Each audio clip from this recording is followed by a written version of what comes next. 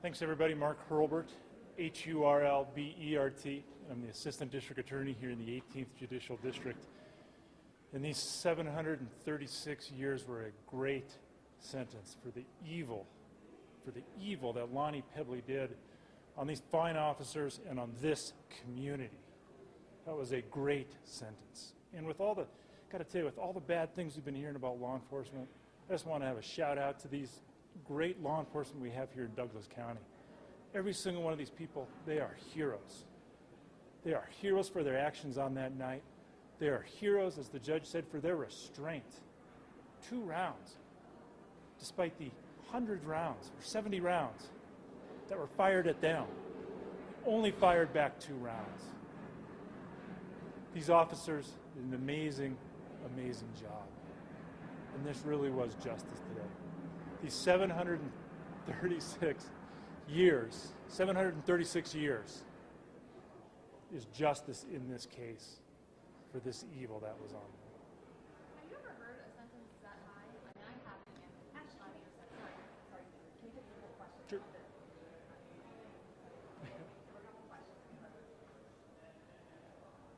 Thank you. Good morning. Tony Spurlock, the Sheriff of Douglas County. I first want to thank the brave men and women of the Castle Rock Police Department and the officers from the Douglas County Sheriff's Office for doing a great job July 4th, 2012, when they responded to an aggressive shooter that had officers pinned down. I want to tell you that the men and women of both the Castle Rock Police Department and the Douglas County Sheriff's Office, as Chief Judge King just cited, used great restraint, professionalism in handling this situation. I will tell you, and I'll echo what the ADA just said, you know, we had a very aggressive, a very evil and driven individual, Mr. Pebley, that was designed, his whole design that night was to take action and to hurt officers. They did a great job in defending themselves and taking him safely into custody to where he could have justice, and justice was served today. We're very happy with the sentence that was handed down, and we're again very happy and pleased with the District Attorney's Office for their professionalism and their ability to get a conviction as it was today. So I want to again thank them all, but most importantly thank the men and women of both the Castle Rock Police Department and the Douglas County Sheriff's Office for doing an excellent job and using restraint and professionalism in getting this individual in custody and getting the sentence that was served today. So thank you very much, and I'll introduce Chief Jack Colley of the Castle Rock Police Department. Thank you. Chief Jack Colley, Castle Rock Police Department. In the summer of 2012, Lonnie Pebley set out to kill as many police officers as he could. He attempted to murder the very officers that protect and serve our community each and every day. For 30 minutes, our officers endured high-powered rounds being shot at them as Lonnie Pebley was determined to kill them. It is only because of tactical skills that were demonstrated that day, teamwork, and by the grace of God that none of these dedicated men and women were killed that night. It has affected all of us. Today, we witnessed justice being served. Lonnie Pebley is being held accountable for his actions, and he will no longer pose a threat to our communities, to our neighbors, to our families, and our friends. And I would like to thank Douglas County Sheriff Tony Spurlock and the deputies that work for him and his agency that responded so professionally to assist our police department. And we're very grateful for District Attorney George Brockler and his highly skilled legal team. It is because of their dedication and commitment that we witness justice being served today. Every day I'm very proud to represent the men and women of the Castle Rock Police Department. And I'm extremely proud of each and every one of the dedicated professionals that we have working for our agency and the other law enforcement agencies in Douglas County. Thank you. We'll open up for questions. Jennifer, you go first. Sorry about that. I've just never heard of a 736-year sentence. I mean, I think the highest one I've heard since covering here in Colorado was in the 350 range. It's huge. Talk to me about how that happened. It is a huge sentence. It's a unique sentence, but it's also a very just sentence, considering the horrible acts that Lonnie Pebley did on these brave men and women in law enforcement in Douglas County. So although it is a huge sentence, it is a very appropriate sentence as well. And I don't remember how it all finally ended, because it was a couple of years ago. Can someone talk to that? How you finally got him tested? Sure. He was, as I said earlier, he was taken into custody after members of the regional tactical team, SWAT team of the Douglas County Sheriff's Office in Castle Rock, Parker, and Lone Tree assembled, and after several hours of some standoff, he was later taken into custody. There was a period of time where the tactical team rescued the men and women of the Castle Rock Police Department who were being pinned down by gunfire with the use of the Douglas County Regional SWAT Team's Bearcat, which just so happens that piece of equipment was just put in service that day. And the operators had just cleared it and just finished the training and the clearance to get it certified to be operational that day. And I look back on that day and think that we were given a gift from God that day, that piece of equipment was available, because it took rounds as well. And so it was everything came into place decently for the officers and the SWAT officers that took him into custody later that night.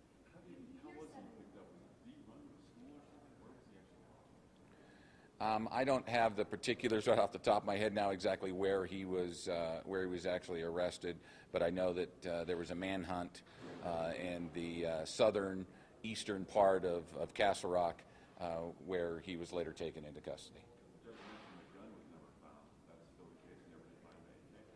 That weapon has never been found. You hear 70 rounds, and it sounds like a lot, but can you begin to describe for people who are not in law enforcement what that must have been like for those officers?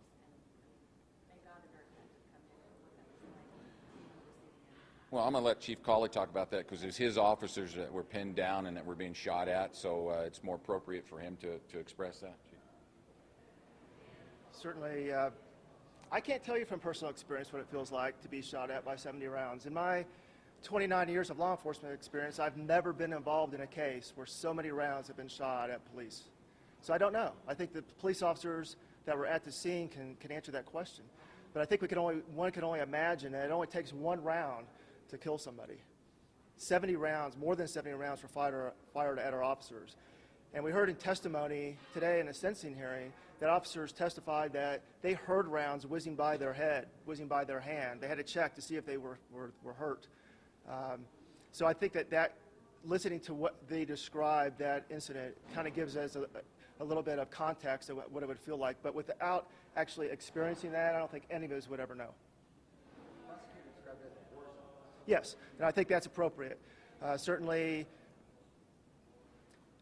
in a municipal or county policing scenario, we're not used to having that many rounds with a high-powered rifle. Now, we're not talking about just a handgun. We're talking about a high-powered rifle.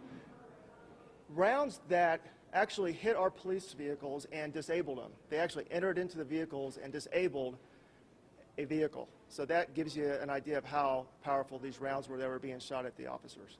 And again, I can't express enough how fortunate we were. I mean, it was by the grace of God that no officers were killed. It's nothing less than a miracle.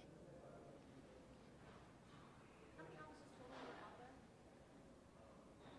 in the driveway when the shooting began? Do you know? There were 27 total officers that were at the scene, and there were different areas of where the officers were at, depending on whether or not they were in the driveway. There were some in the perimeter. We also had officers that were responding there with the Bearcat. But the total number is 27. How many would you describe as injured? All of them, or? Well, the officers in the Bearcat, obviously, they weren't pinned down that responded, but we had more than 7 that were pinned down. Chief, did it start as a traffic stop when he first fired on a handgun? During Well, we got a call of a man that was armed with a gun hiding in some bushes. So we responded to the area. The officers were able to locate Mr. Pebley, and as they were talking with him and had contact with him, Mr. Pebley fled, and the officers followed him to the residence, at which time, as you may have heard in the sentencing hearing, Mr. Pebley then shot at the officers with a handgun as he entered his residence, and at that point in time, after he entered the residence, is when the officers began taking rounds with a high-powered rifle.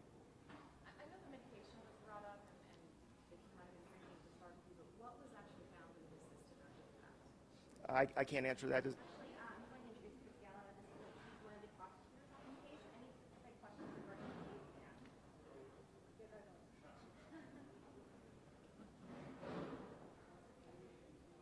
And I ask because it seems like that's his defense, right? Yeah, and you know the law says, look, if you were on medication and that made you act out of your mind, you're not responsible for what you've done, and that's fair. That's right. You know, a person has to be responsible for the things that they did in their right mind. That was rejected by the jury outright, and we know it was rejected by the jury outright because they found him guilty.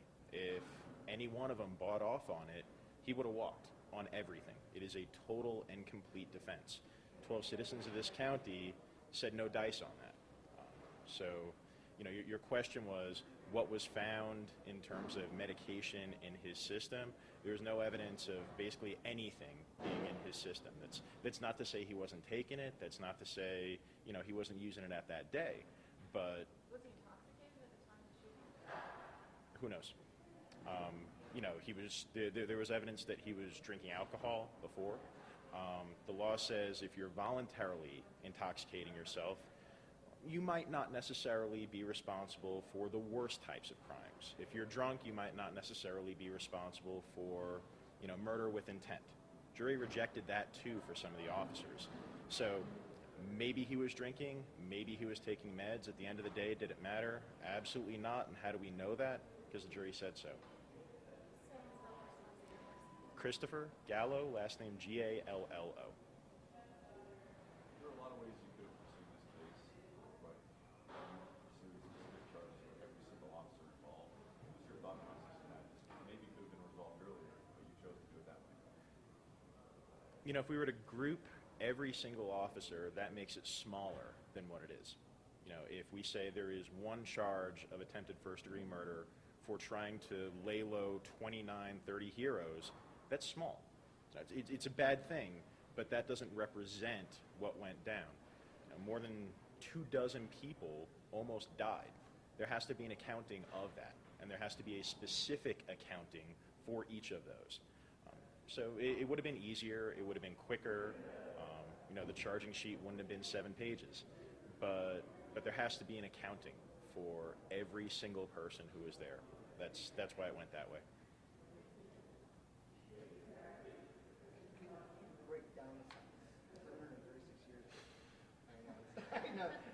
I'm a lawyer, and you're asking me to do math, man. So the first 300 odd years came for the attempted murder counts. And there were 2 different types of attempted murder counts. Attempted murder after deliberation, meaning I'm looking at you, I decide that I want to kill you, and I shoot a gun at you. That's murder after deliberation. It's an intentional thing. Murder extreme indifference means I don't care who I kill, but I'm doing something that is so, lawyers say, universally malicious. You know, not caring about human life generally. Those are both murder 1. So the first 300 odd years, 360 or so, were for the murder 1 counts, the attempted murder 1 of 2 different kinds. The second group comes from the assault in the first degree on peace officers, meaning somebody with the intent to seriously injure a police officer takes a deadly weapon and threatens them with it. So it's sort of broken down that way, murder and assault. Is there a possibility he'll ever breathe